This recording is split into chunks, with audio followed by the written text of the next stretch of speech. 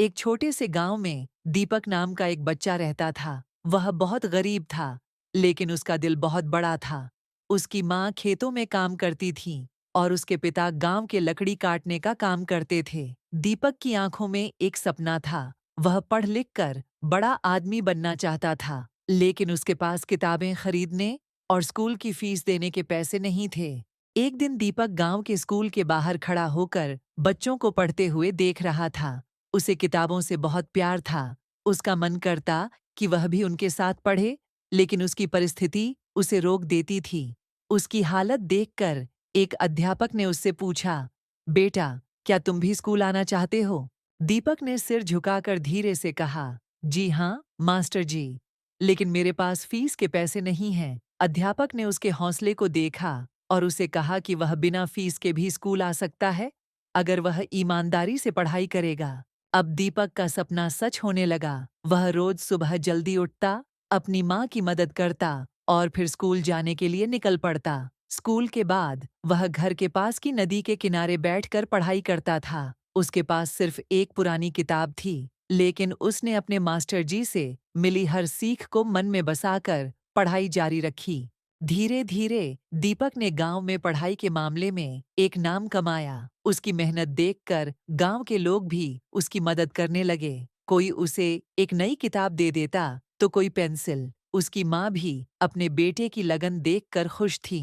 कुछ महीनों बाद गांव में मेला लगा। मेले में एक वक्ता आए थे जो बच्चों को शिक्षा के महत्व के बारे में बता रहे थे। दीपक भी वहां गया और उनकी बातों को बड़े ध्यान से सुना। वह जान गया कि शिक्षा ही उसे गरीबी से निकाल सकती है। उसने खुद से वादा किया कि वह पढ़ाई में कभी हार नहीं मानेगा। मेले में वक्ता ने एक प्रतियोगिता रखी थी। जो भी बच्चा सबसे अच्छी कहानी सुनाएगा, उसे पुरस्कार मिलेगा। दीपक ने भी अपनी कहानी सुनाई। उसकी कहानी में उसकी मेहनत और सपनों की झलक थी। सब उसकी कहानी से प्रभावित हुए और उसे पहला पुरस्कार मिला। गांव में एक बड़ी परीक्षा का आयोजन हुआ, जिसमें आसपास के सभी गांवों के बच्चे भाग ले सकते थे। दीपक ने भी इस परीक्षा में भाग लिया। उसने दिन रात मेहनत की। जितनी भी किताबें उसके पास थीं, उनसे पढ़ाई की। उसकी माँ ने भी उसके लिए रात रात भर जगकर उसे पढ़ाई के लिए प्रोत्साहित किया। परीक्षा का परिणाम आया और दीपक ने उसमें पहला स्थान प्राप्त किया। उसका सपना धीरे धीरे सच हो रहा था। उसे एक अच्छे स्कूल में छात्रवृत्ति मिली, जिससे वह और आगे पढ़ाई कर सका। दीपक अब शहर के बड़े स्कूल में पढ़ने लगा। वहाँ की दुनिया उसके गांव से बिल्कुल अलग थी। शहर के बच्चों के पास अच्छे कपड़े, किताबें और हर प्रकार की सुविधा थी। दीपक को कभी कभी हीन महसूस होता था, लेकिन उसने अपने सपने को कभी नहीं छोड़ा। उसकी मेहनत और लगन देखकर उसके नए अध्यापक भी उसे प्रोत्साहित करने लगे। एक दिन उसके स्कूल में विज्ञान का प्रतियोगिता आयोजित हुई। दीपक ने अपनी मेहनत से उसमें भी पहला स्थान हासिल किया। उसके अध्यापकों ने उसे विज्ञान में आगे पढ़ाई करने का सुझाव दिया। उन्होंने उसकी लगन देखकर उसकी मदद के लिए आगे बढ़ने का फैसला किया। दीपक ने अपनी पढ़ाई पूरी की और एक बड़े वैज्ञानिक बन गए। उसने अपने गांव में शिक्षा के महत्व को फैलाने का काम शुरू किया।